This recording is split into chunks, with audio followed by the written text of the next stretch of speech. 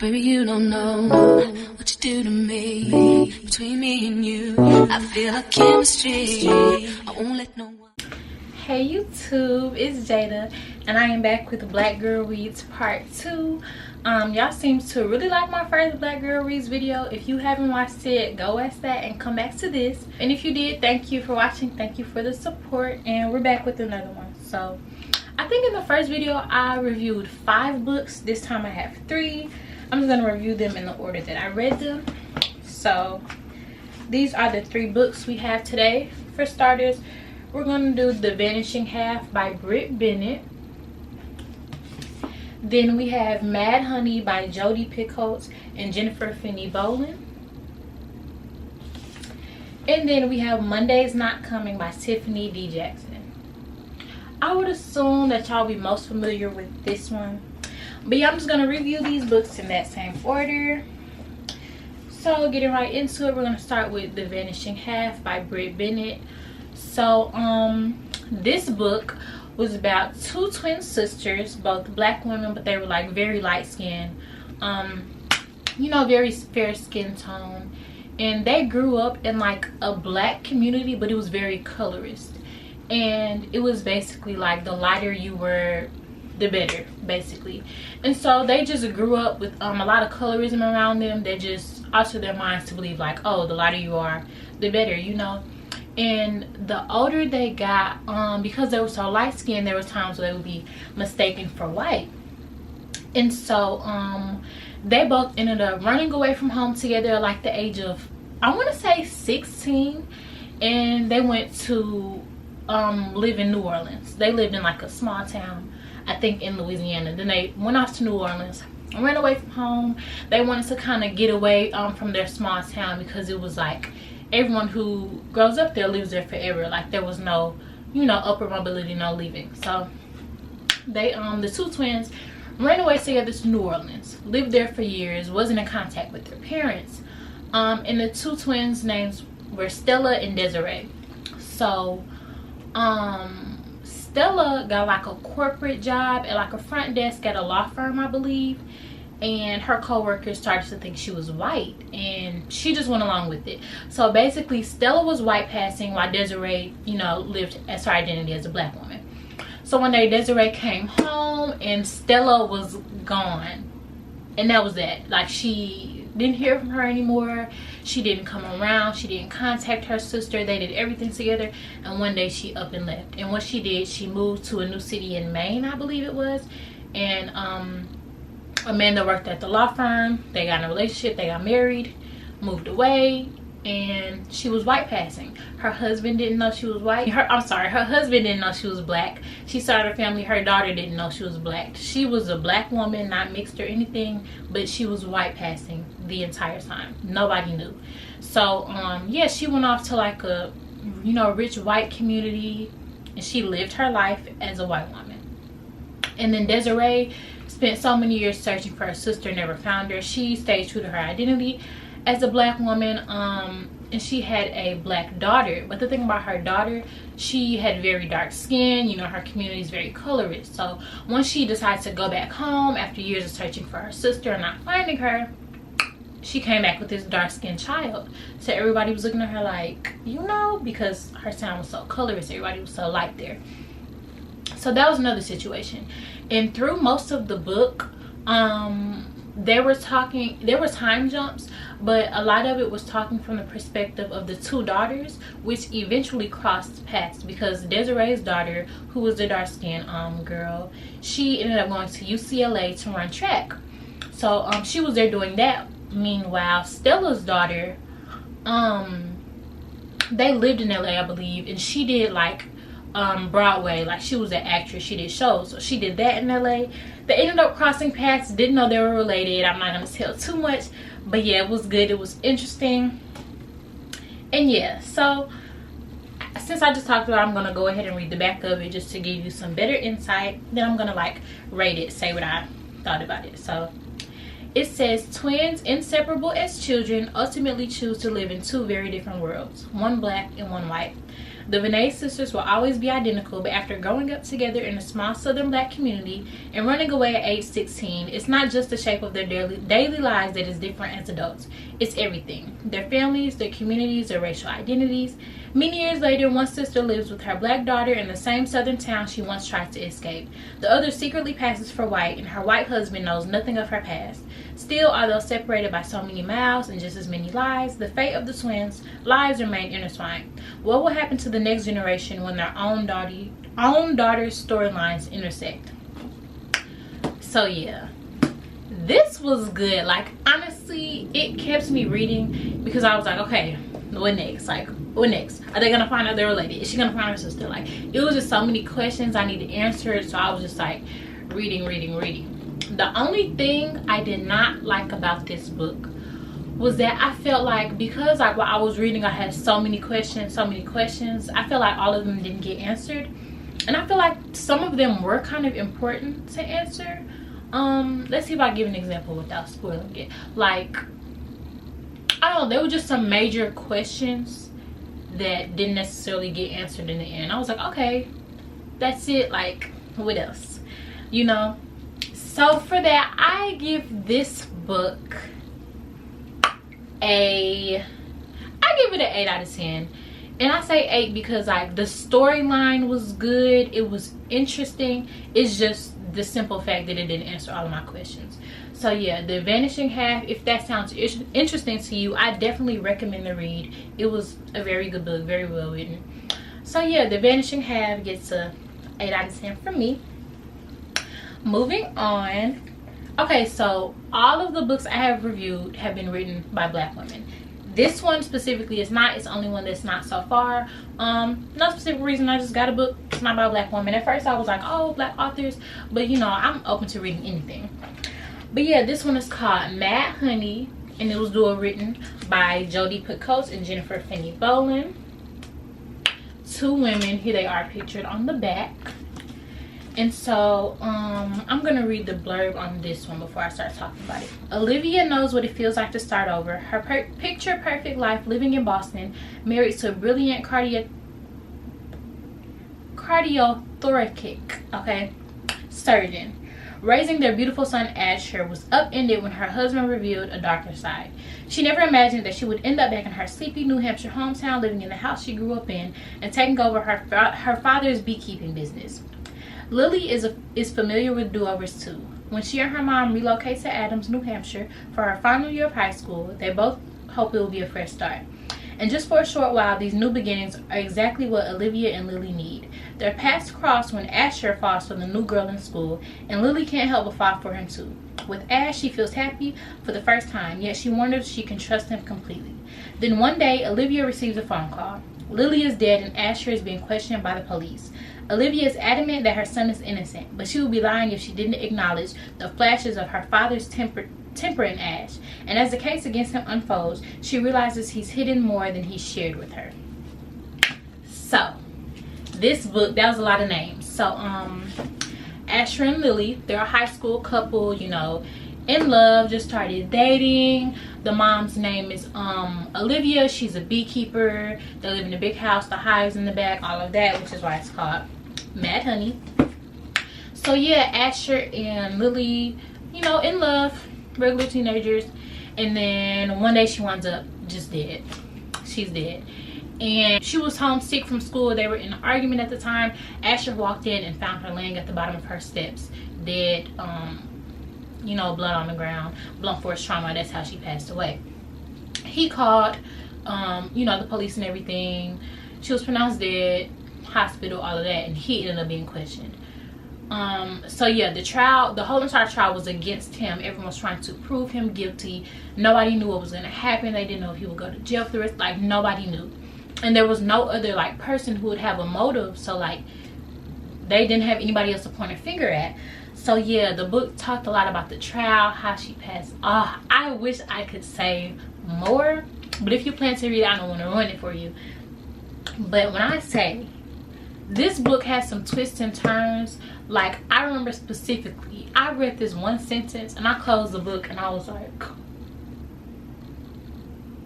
Like that's how serious these twists and turns was, okay? Like they'll make you think you know something and they say something, you be like, and then they put the pieces to look. If you like murder mysteries, like for real, you like being confused up until the last minute, like you like having to search for answers, and you know, this is for you, okay? And I think this might be like the first murder mystery type book I read, but it was really good. Like I would highly recommend it to anybody. I will say it started off a little bit slow because they had to lead up to her death. So leading up to her death, it was like a little slow, but it wasn't too bad. But yeah, if you like murder mystery type books, this is for you. This book was really good. I honestly, what do I give Mad Honey?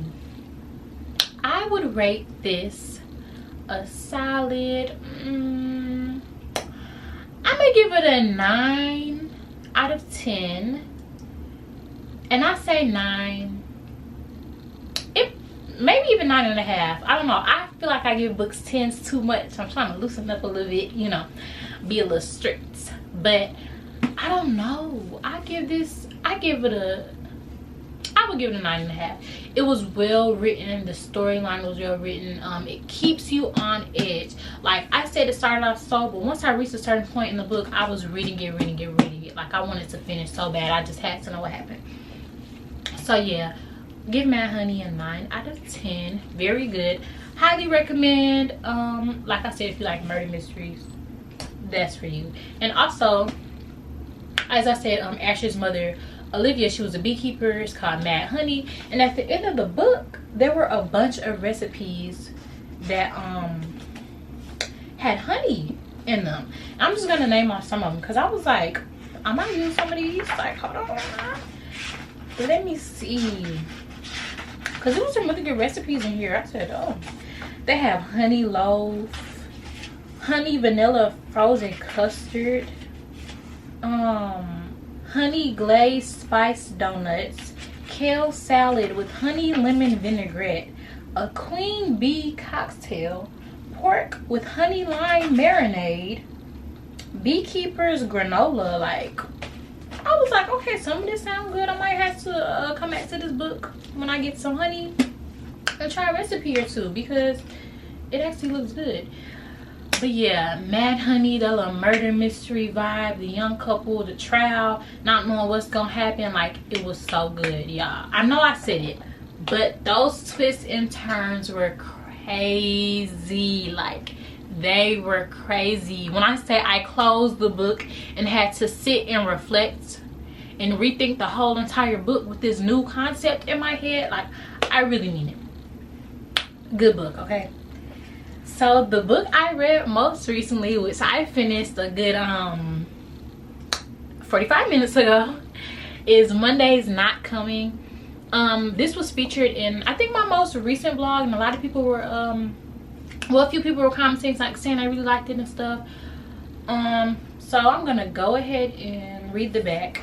It says, this is the story of how my best friend disappeared and nobody noticed she was gone except me, and how nobody cared until they found her 1 year later.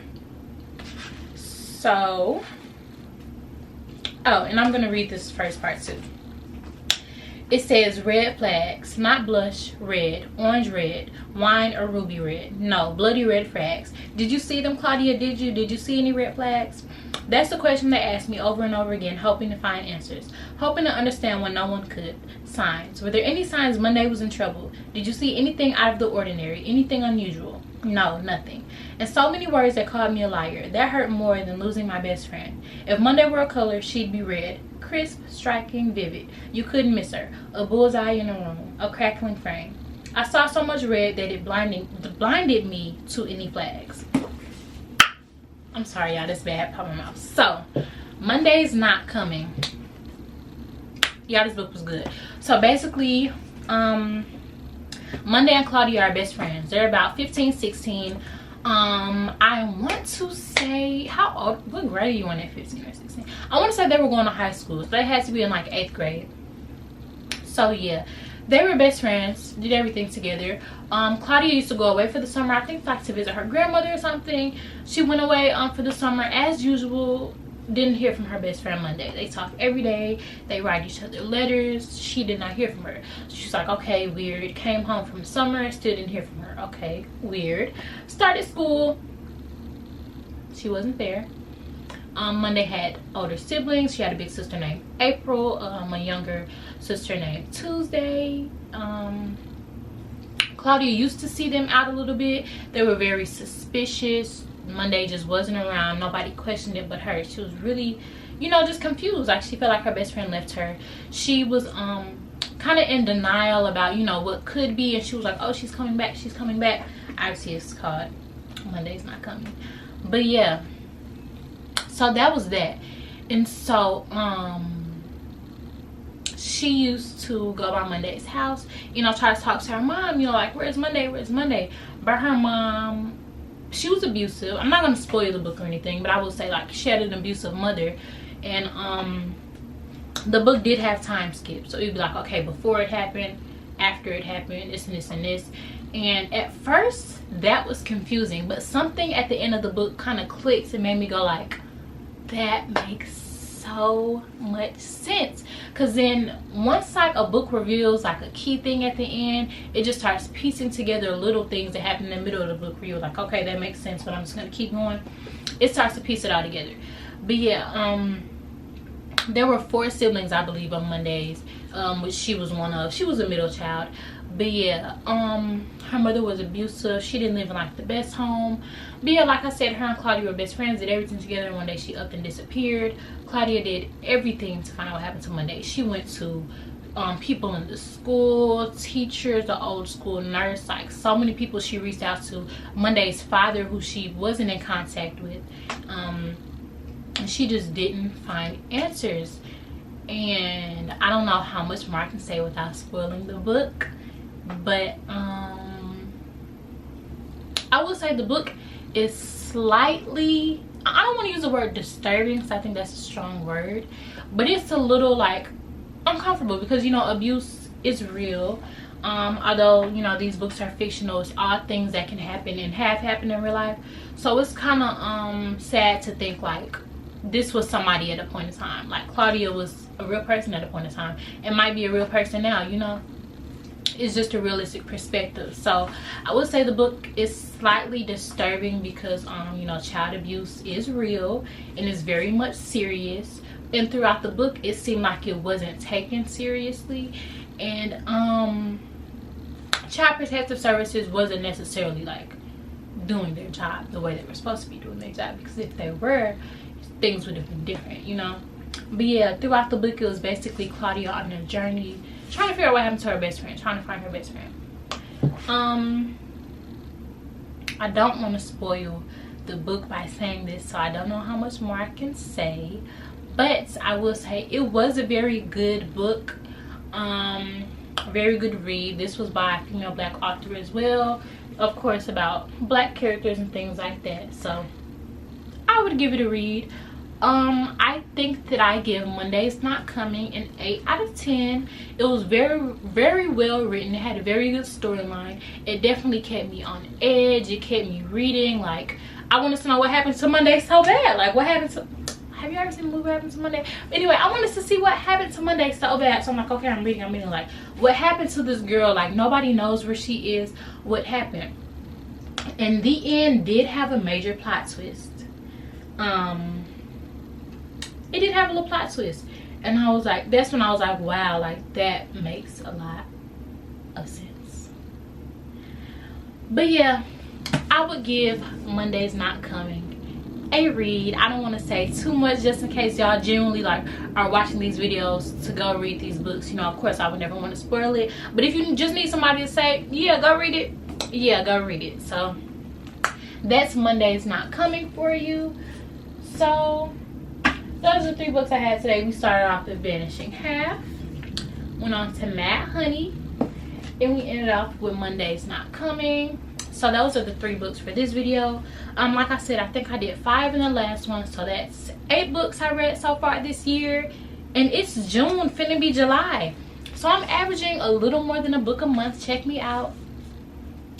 But yeah, I will continue doing these book reviews as I continue reading. If y'all have any book recommendations, please let me know. I'm open to them.